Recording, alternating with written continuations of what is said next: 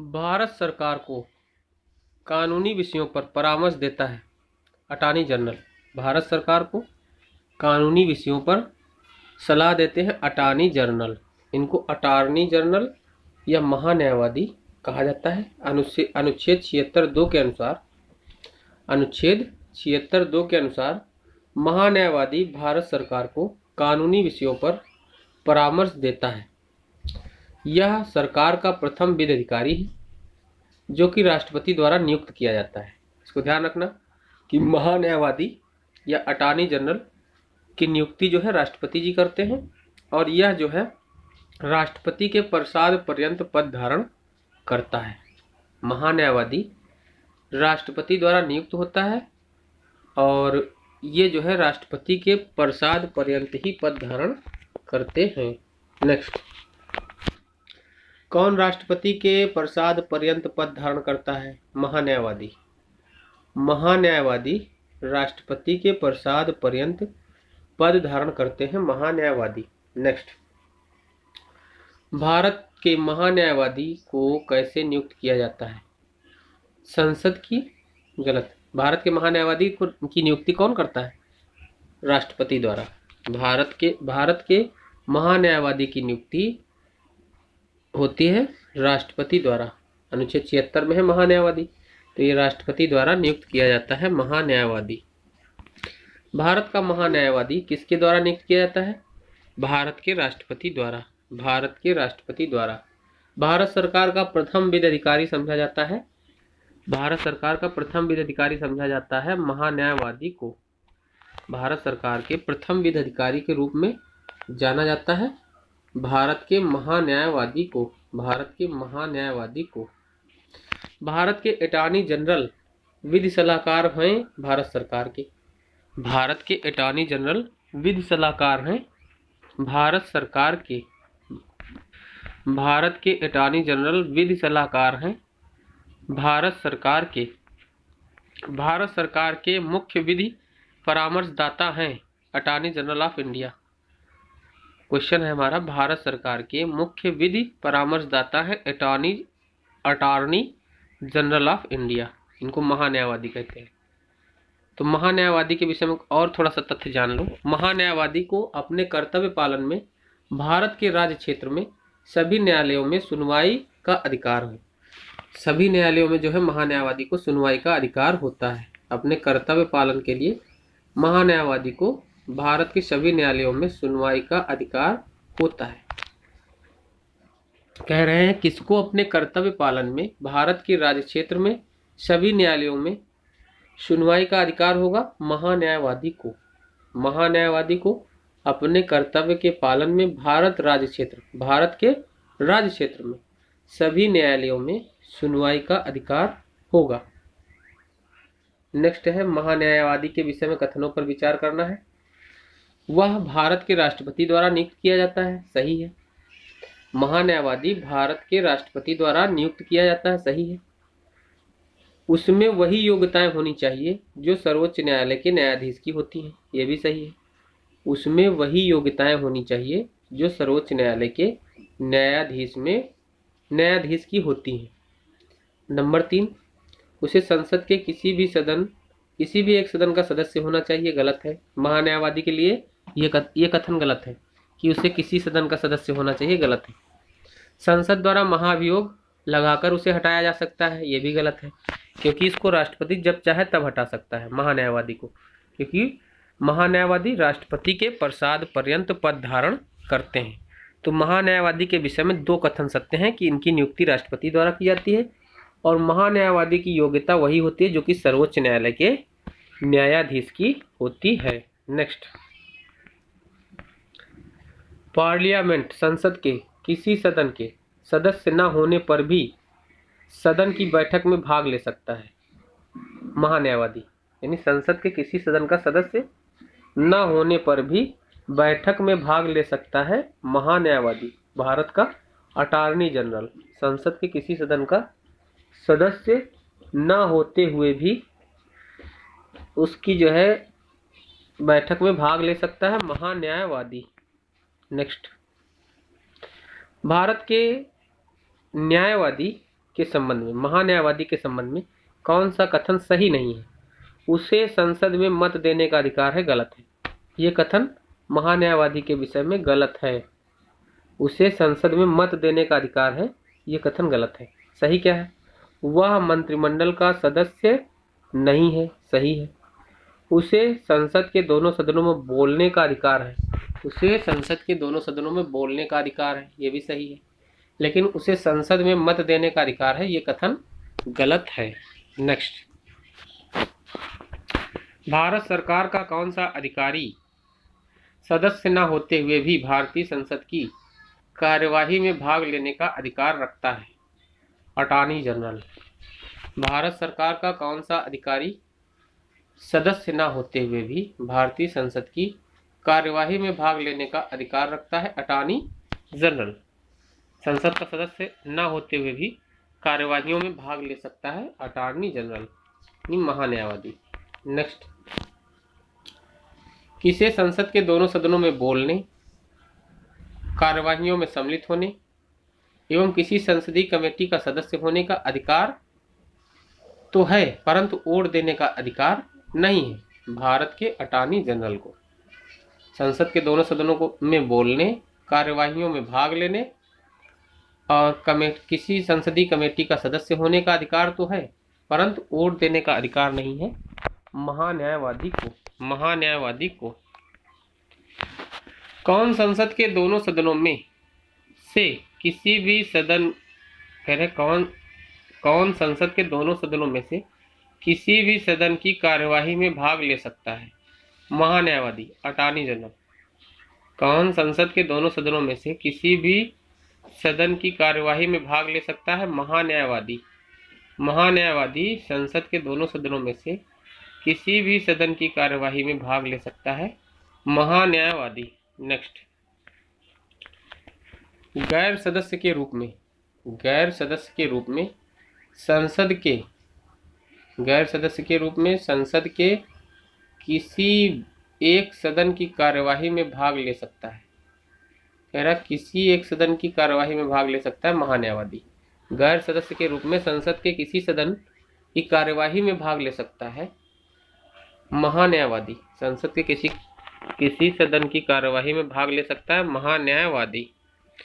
किसे संसद को संबोधित करने का अधिकार प्राप्त है? भारत के महान्यायवादी को। किसे संसद को संबोधित करने का अधिकार प्राप्त है? भारत के महान्यायवादी को। किसे संसद को संबोधित करने का अधिकार प्राप्त है? भारत के महान्यायवादी को। किसे संसद को संबोधित करने का अधिकार प्राप्त है? महान्यायवादी को। भारत का महान्यायवादी लोकसभा की कार्यवाही में भाग ले सकता है? भारत का महान्यायवादी लोकसभा की कार्यवाही में भाग ले सकता है, सही है। नंबर 2, लोकसभा की किसी समिति का सदस्य हो सकता है, सही है। नंबर 3, लोकसभा में बोल सकता है, सही है। लोकसभा में मतदान कर सकता है, गलत है। महान्यायवादी लोकसभा में मतदान नहीं कर सकता, बोल सकता है, किसी समिति का सदस्य हो सकता है, कार्यवाही में भाग ले सकता है। अब हम बात करेंगे सॉलिसिटर जनरल निम्न में से क्या होता है? तो सॉलिसिटर जनरल कानूनी सलाहकार होता है। अटॉर्नी जनरल यानी महान्यायवादी के अतिरिक्त भारत सरकार के कानूनी सलाहकार के रूप में अन्य विधि अधिकारी भी होते हैं, इन्हें सॉलिसिटर जनरल कहा जाता है। ये अटॉर्नी जनरल को उसके दायित्वों के निर्वहन में सहायता प्रदान करते हैं। ये अटॉर्नी जनरल को उसके दायित्वों के निर्वहन के लिए सहायता प्रदान करते हैं। तो सॉलिसिटर जनरल क्या होता है? कानूनी सलाहकार। सॉलिसिटर जनरल कानूनी सलाहकार होते हैं, कानूनी सलाहकार। भारत का सॉलिसिटर होता है न्यायिक सलाहकार या कानूनी सलाहकार। भारत का सॉलिसिटर होता है एक न्यायिक सलाहकार, ध्यान रखना। भारत का सॉलिसिटर होता है एक न्यायिक सलाहकार। भारत का सॉलिसिटर होता है एक न्यायिक सलाहकार। भारत का सॉलिसिटर होता है एक न्यायिक सलाहकार। तो महान्यायवादी होता है अनुच्छेद 76 में महान्यायवादी। अब हम बात करेंगे राज्य सरकार को कानूनी विषयों पर सलाह कौन देता है, पर विचार विमर्श कौन देता है, जानेंगे इसके बारे में। कानूनी विषयों पर राज्य सरकार को परामर्श देता है महाधिवक्ता, एडवोकेट जनरल। कानूनी विषयों पर राज्य सरकार को परामर्श देता है महाधिवक्ता। ये जो है संविधान के अनुच्छेद 165(2) में बताया गया है कि प्रत्येक राज्य का राज्यपाल उच्च न्यायालय का न्यायाधीश बनने की योग्यता रखने वाले किसी व्यक्ति को एडवोकेट जनरल नियुक्त करेगा। और एडवोकेट जनरल यानी महाधिवक्ता राज्यपाल द्वारा नियुक्त होते हैं और राज्यपाल के प्रसाद पर्यंत ही पद धारण करते हैं। राज्यपाल द्वारा नियुक्त होते हैं और राज्यपाल के प्रसाद पर्यंत ही पद धारण करते हैं महाधिवक्ता। और महाधिवक्ता जो होता है ये राज्य सरकार का प्रथम विधिक सलाहकार होता है। महाधिवक्ता राज्य सरकार का प्रथम विधिक सलाहकार होता है, तो इसको महाधिवक्ता को ही एडवोकेट जनरल बोलते हैं और इसका प्राविधान अनुच्छेद 165 में है। नेक्स्ट, राज्य सरकार का कानूनी सलाहकार है महाधिवक्ता। राज्य सरकार का कानूनी सलाहकार है महाधिवक्ता। राज्य सरकार का कानूनी सलाहकार है महाधिवक्ता। राज्य सरकार का कानूनी सलाहकार है महाधिवक्ता। राज्य सरकार को कानूनी मामलों में सलाह देने के लिए अधिकृत है महाधिवक्ता। राज्य सरकार को कानूनी मामलों में सलाह देने के लिए अधिकृत है। राज्य सरकार को कानूनी मामलों में सलाह देने के लिए अधिकृत है महाधिवक्ता। राज्य सरकार को कानूनी मामलों में सलाह देने के लिए अधिकृत है महाधिवक्ता या एडवोकेट जनरल। राज्य सरकार को कानूनी मामलों में सलाह देने के लिए अधिकृत है महाधिवक्ता। महाधिवक्ता। नेक्स्ट, भारत के नियंत्रक एवं महालेखा परीक्षक की नियुक्ति की जाती है राष्ट्रपति द्वारा। भारत के नियंत्रक एवं महालेखा परीक्षक की नियुक्ति की जाती है राष्ट्रपति द्वारा, यानी कैग की बात करेंगे तो यह है अनुच्छेद 148 में। नियंत्रक महालेखा परीक्षक की नियुक्ति, कैग की नियुक्ति अनुच्छेद कैग के बारे में बताया गया अनुच्छेद 148 में। महान्यायवादी है अनुच्छेद 76 में और महाधिवक्ता है अनुच्छेद 165 में। और कैग CAG इसकी नियुक्ति जो है की जाती है राष्ट्रपति द्वारा। इसको हम लोग जानेंगे। कैग की नियुक्ति राष्ट्रपति द्वारा की जाती है। नियंत्रक महालेखा परीक्षक की नियुक्ति राष्ट्रपति द्वारा की जाती है। ठीक है, इसका कार्य क्या है? भारत सरकार के लेखों का लेखा परीक्षण कर अपनी रिपोर्ट राष्ट्रपति को प्रस्तुत करता है। CAG जो होता है कैग, भारत सरकार के लेखों का लेखा परीक्षण कर अपनी रिपोर्ट राष्ट्रपति को प्रस्तुत करता है तथा अनुच्छेद 151(2) के अनुसार वह राज्य सरकारों के लेखों का लेखा परीक्षण कर रिपोर्ट राज्यों के राज्यपाल को सौंपता है। यानी राज्यों की भी लेखों का परीक्षण करता है और केंद्र का भी लेखों का परीक्षण करता है और केंद्र की रिपोर्ट राष्ट्रपति को देता है और राज्यों की संबंधित राज्यपालों को रिपोर्ट देता है आपका कैग। CAG भारतीय संविधान के किस अनुच्छेद के अंतर्गत भारत के नियंत्रक एवं महालेखा परीक्षक की नियुक्ति होती है? तो नियंत्रक एवं महालेखा परीक्षक की नियुक्ति होती है अनुच्छेद 148 के तहत। अनुच्छेद 148 के तहत। नेक्स्ट, भारत के नियंत्रक एवं महालेखा परीक्षक के संघ के लेखा संबंधी प्रतिवेदनों को सर्वप्रथम निम्न में से किसको प्रस्तुत किया जाता है? भारत के राष्ट्रपति को। CAG के संघ के लेखा संबंधी प्रतिवेदनों को सर्वप्रथम प्रस्तुत किया जाता है राष्ट्रपति को। किसके द्वारा भारत के नियंत्रक एवं महालेखा परीक्षक के पद का सृजन किया गया था? संविधान द्वारा। भारत के CAG पद का सृजन किया गया था संविधान द्वारा। CAG पद का सृजन किया गया था संविधान द्वारा। अब हम बात करेंगे नियंत्रक एवं महालेखा परीक्षक के पद पर नियुक्ति का कार्यकाल क्या होता है। तो सीएजी का कार्यकाल 6 वर्ष का होता है। सीएजी का कार्यकाल 6 वर्ष का होता है और अधिकतम 65 वर्ष की उम्र तक वो अपने पद पर रह सकता है। तो इसको हम जरा जानेंगे। इसके जो वेतन सेवा शर्तों का निर्धारण है वो संसद करती है। सीएजी के वेतन एवं सेवा शर्तों का प्राविधान जो है संसद द्वारा किया जाता है और इसका कार्यकाल 6 वर्ष का होता है और अधिकतम 65 वर्ष की उम्र तक सेवारत रह सकता है जो पहले हो। अगर 65 वर्ष उम्र पूरी हो गई तो हट जाएगा, या 6 वर्ष का कार्यकाल पूरा हो गया तो सीएजी हट जाएंगे। आगे क्वेश्चन अगला है, कह रहे हैं कि निम्नलिखित में से कौन सा कथन सही नहीं है। तो सही कथन नहीं है उसको हमको पकड़ना है। इसमें कह रहे हैं सीएजी के विषय में, कह रहे हैं उसकी नियुक्ति राष्ट्रपति द्वारा की जाती है। सही है, सीएजी की नियुक्ति राष्ट्रपति द्वारा की जाती है। उनका वेतन सर्वोच्च न्यायालय के न्यायमूर्ति के समान होता है। सही है, उनका वेतन सर्वोच्च न्यायालय के न्यायमूर्ति के समान होता है। सीएजी का वेतन सर्वोच्च न्यायालय के न्यायमूर्ति के समान होता है। ठीक है।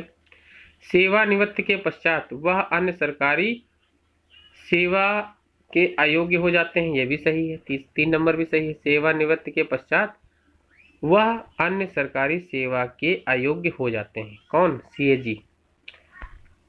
अगला है, उनको राष्ट्रपति पदच्युत कर सकते हैं, यानी पद से हटा सकते हैं सीएजी को। गलत, राष्ट्रपति सीएजी को नहीं हटा सकता है। सीएजी को उसी रीति से उन्हीं आधारों पर हटाया जाएगा जिस रीति या जिन आधारों से उच्चतम न्यायालय के न्यायाधीश को हटाया जाता है। सीएजी को राष्ट्रपति नियुक्त तो करते हैं लेकिन हटा नहीं सकते हैं। उनको सीएजी को हटाने का अधिकार, यानी नियंत्रक महालेखा परीक्षक को हटाने का अधिकार किसके पास है? उसको जो है उसी रीति से हटाया जाएगा जिस रीति से उच्चतम न्यायालय के न्यायाधीश को हटाया जाता है। संविधान की दूसरी अनुसूची के प्रावधान 12(1) के तहत सीएजी को सर्वोच्च न्यायालय के न्यायाधीशों के वेतन के बराबर वेतन दिया जाता है और सेवानिवृत्ति के पश्चात सीएजी किसी राज्य सरकार के अधीन पद अयोग्य हो जाते हैं, मतलब वो उनको पद पे नहीं रह सकते हैं उस पद पे। तो ये ध्यान रखना कि राष्ट्रपति सीएजी जो है, सीएजी को राष्ट्रपति पदच्युत नहीं कर सकते, यानी पद से हटा नहीं सकते हैं। इसको उसी रीति से हटाया जाएगा जैसे सर्वोच्च न्यायालय के न्यायाधीश को। नेक्स्ट, भारत के नियंत्रक एवं महालेखा परीक्षक को उसके पद से हटाए जाने की प्रक्रिया निम्नांकित में से किसके समान है? तो उच्चतम न्यायालय के न्यायाधीश के समान है। उच्चतम न्यायालय के न्यायाधीश की प्रक्रिया के समान है सीएजी को हटाने की प्रक्रिया। सीएजी को हटाने की प्रक्रिया उच्चतम न्यायालय के न्यायाधीशों के समान है। नेक्स्ट है, सीएजी द्वारा पालन नहीं किया जाता। किस एक बात का पालन नहीं किया जाता? तो सीएजी का कार्य नहीं है क्या? सार्वजनिक धन की प्राप्ति और निर्गम का नियंत्रण करना और यह सुनिश्चित करना कि सार्वजनिक राजस्व राजकोष में जमा हो। ये सीएजी का कार्य नहीं है। सीएजी का कार्य क्या नहीं है? सार्वजनिक धन की प्राप्ति, सार्वजनिक धन की प्राप्ति और निर्गम का नियंत्रण करना और यह सुनिश्चित करना कि सार्वजनिक राजस्व राजकोष में जमा हो। ये सीएजी का कार्य नहीं है। सार्वजनिक धन की प्राप्ति और निर्गम का नियंत्रण करना और यह सुनिश्चित करना कि सार्वजनिक राजस्व राजकोष में जमा हो, यह कार्य सीएजी का नहीं है। यह कार्य सीएजी का नहीं है। नेक्स्ट,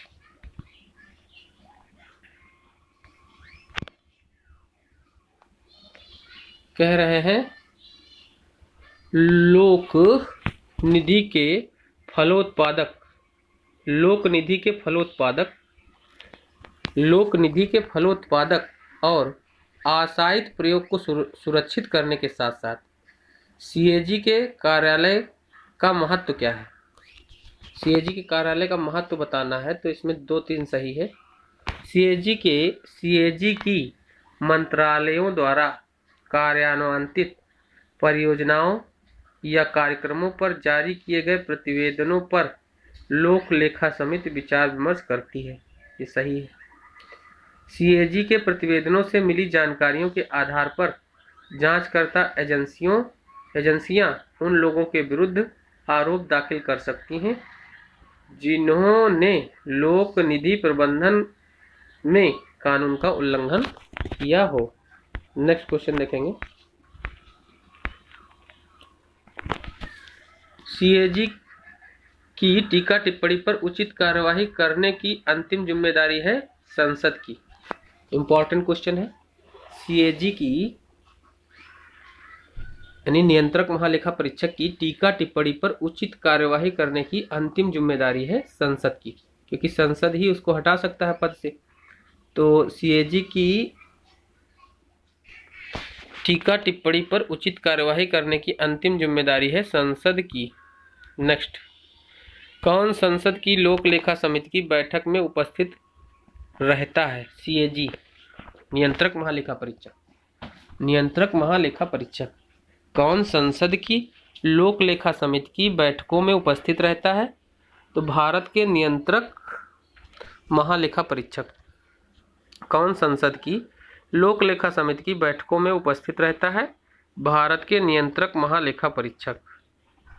नेक्स्ट,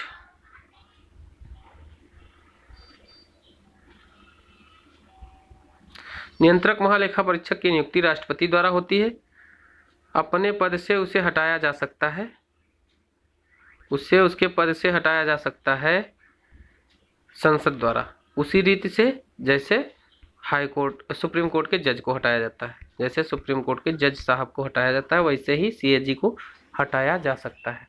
नेक्स्ट, सीएजी का एक मित्र एवं मार्गदर्शक होता है लोक लेखा समिति।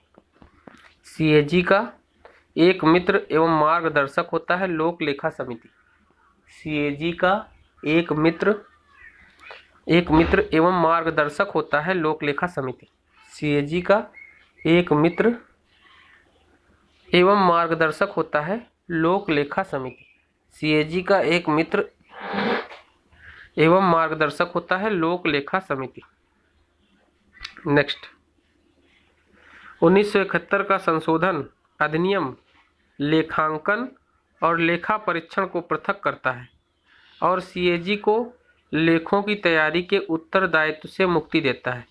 यह संशोधन किया गया 1976 में। 1971 का संशोधन अधिनियम लेखांकन और लेखा परीक्षण को पृथक करता है और सीएजी को लेखों की तैयारी के उत्तरदायित्व से मुक्ति देता है।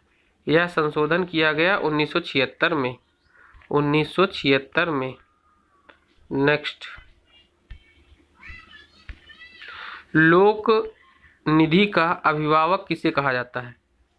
तो लोक निधि का अभिभावक कहा जाता है सीएजी को। लोक निधि का अभिभावक कहा जाता है सीएजी को। लोक निधि का अभिभावक कहा जाता है नियंत्रक महालेखा परीक्षक को। लोक निधि का अभिभावक कहा जाता है सीएजी को। सीएजी कार्य करते हैं लोक वित्त संरक्षक के रूप में। सीएजी कार्य करते हैं लोक वित्त संरक्षक के रूप में। सीएजी कार्य करते हैं लोक वित्त संरक्षक के रूप में। सीएजी कार्य करते हैं लोक वित्त संरक्षक के रूप में। सीएजी कार्य करते हैं लोक वित्त संरक्षक के रूप में। नेक्स्ट, कह रहा कौन सा विकल्प गलत है? तो गलत विकल्प क्या है? लोक वित्त सरकार के वित्तीय क्रियाकलापों का अध्ययन है। इसके अंतर्गत आते हैं व्यावसायिक बैंकों के कार्य निष्पादन। ये कथन गलत है। ये कथन गलत है। कह रहे हैं लोक वित्त सरकार के वित्तीय क्रियाकलापों का अध्ययन है। इसके अंतर्गत आते हैं व्यावसायिक बैंकों के कार्य निष्पादन। ये गलत है। ये कथन गलत है। लोक वित्त सरकार के वित्तीय क्रियाकलापों का अध्ययन है। इसके अंतर्गत आते हैं व्यावसायिक बैंकों के कार्य निष्पादन। ये कथन गलत है। तो सही क्या है? लोक वित्त के अंतर्गत क्या आता है? सार्वजनिक खर्च का परीक्षण, सार्वजनिक राजस्व, वित्तीय प्रशासन। सार्वजनिक खर्च का परीक्षण, सार्वजनिक राजस्व, वित्तीय प्रशासन। वित्तीय प्रशासन। नेक्स्ट, वरीयता क्रम में देखेंगे। वरीयता क्रम में देख लो, भारत के मुख्य न्यायाधीश, संघीय मंत्रिमंडल के सदस्य, मुख्य निर्वाचन आयुक्त और मंत्रिमंडल सचिव।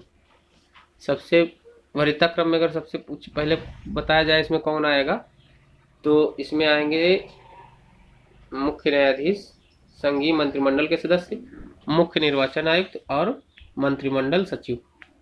मंत्रिमंडल सचिव हम इसे वरीयता क्रम इसमें देख लेते हैं। सबसे पहले राष्ट्रपति, फिर उपराष्ट्रपति, तीसरे नंबर पर प्रधानमंत्री, चौथे नंबर पर राज्यों के राज्यपाल हैं, और पांचवें नंबर पर पूर्व राष्ट्रपति, और 5 का पे हैं उप प्रधानमंत्री। 6 नंबर पे भारत के मुख्य न्यायाधीश, लोकसभा अध्यक्ष।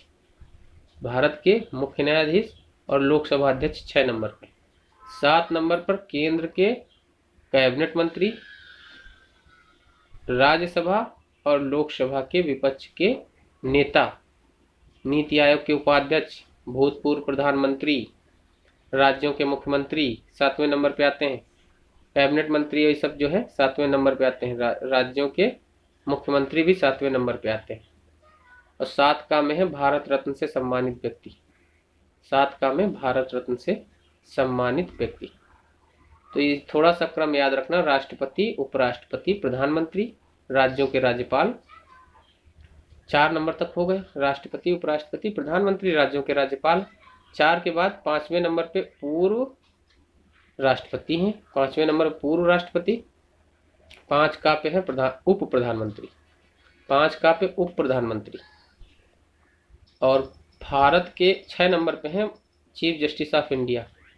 Chief justice of India 6 number पे हैं। लोकसभा अध्यक्ष भी इनके ही समकक्ष होते हैं। चीफ जस्टिस ऑफ इंडिया के समकक्ष होते हैं लोकसभा अध्यक्ष। तो 6 नंबर पे दोनों लोग हैं। 7 नंबर पे हैं केंद्र के कैबिनेट मंत्री, राज्यसभा और लोकसभा के विपक्ष के नेता। केंद्र के कैबिनेट मंत्री, राज्यसभा और लोकसभा के विपक्ष के नेता और राज्यों के मुख्यमंत्री और भूतपूर्व प्रधानमंत्री, ये सब 7वें नंबर पे आते हैं। ये वरीयता क्रम इतना ही हमको याद रखना है, बाकी फिर देखा जाएगा। अब जैसे इसमें क्वेश्चन है, भारत सरकार की प्रथमता सारणी में भारत के मुख्य न्यायाधीश के ऊपर कौन आता है? तो भारत के मुख्य न्यायाधीश के ऊपर आते हैं पूर्व राष्ट्रपति। हमने भी बताया था ना, पूर्व राष्ट्रपति आएंगे। भाई मुख्य न्यायाधीश हैं आपके 6ठे नंबर पे और पूर्व राष्ट्रपति 5वें नंबर पे है। तो हमारा क्वेश्चन है कि भारत सरकार के प्रथमता सारणी में मुख्य न्यायाधीश के ऊपर कौन आता है? तो इसमें आते हैं पूर्व राष्ट्रपति। पूर्व राष्ट्रपति, इसको समझ लो, राष्ट्रपति, उपराष्ट्रपति, प्रधानमंत्री, राज्यों के राज्यपाल, राष्ट्रपति, उपराष्ट्रपति, प्रधानमंत्री, राज्यों के राज्यपाल, और उसके बाद भूतपूर्व राष्ट्रपति तथा उप प्रधानमंत्री तथा भारत का मुख्य न्यायाधीश एवं लोकसभा अध्यक्ष, ये आते हैं वरीयता क्रम में। नेक्स्ट है, भारतीय प्रोटोकॉल के अनुसार पूर्वता क्रम में निम्न में से सबसे पहले कौन आएगा? तो इसमें सबसे पहले आएंगे राज्यों के राज्यपाल। राज्यों के राज्यपाल, क्योंकि राज्यों के राज्यपाल 4थे नंबर पे है ना, राज्यों के राज्यपाल आएंगे सबसे पहले, हाँ, वरीयता क्रम में। नेक्स्ट, भारत सरकार के सबसे ऊंचे पद का सिविलियन अधिकारी होता है मंत्रिमंडल सचिव। बहुत इंपॉर्टेंट क्वेश्चन है। भारत सरकार में सबसे ऊंचे पद का सिविलियन अधिकारी कौन है? भारत सरकार में सबसे ऊंचे पद का सिविलियन अधिकारी है मंत्रिमंडल सचिव। भारत सरकार में सबसे ऊंचे पद का सिविलियन अधिकारी कौन है? मंत्रिमंडल सचिव। भारत सरकार में सबसे ऊंचे पद का सिविलियन अधिकारी है मंत्रिमंडल सचिव। मंत्रिमंडल सचिव। फिर क्वेश्चन वही है, भारत सरकार में सर्वोच्च शासकीय अधिकारी कौन है? भारत सरकार में सर्वोच्च शासकीय अधिकारी भारत के मंत्रिमंडल सचिव। भारत सरकार में सर्वोच्च शासकीय अधिकारी भारत के मंत्रिमंडल सचिव। भारत सरकार में सर्वोच्च शासकीय अधिकारी कौन है? भारत के मंत्रिमंडल सचिव। भारत सरकार में सर्वोच्च शासकीय अधिकारी भारत के मंत्रिमंडल सचिव। भारत सरकार में सर्वोच्च शासकीय अधिकारी कौन है? भारत के मंत्रिमंडल सचिव। भारत सरकार में सर्वोच्च शासकीय अधिकारी हैं भारत के मंत्रिमंडल सचिव, भारत के मंत्रिमंडल सचिव। अब आगे हमारा शुरू हो रहा है, उसको हम नेक्स्ट वीडियो में देखेंगे। यहाँ से हमने स्टॉप कर दिया है 152 पेज नंबर से।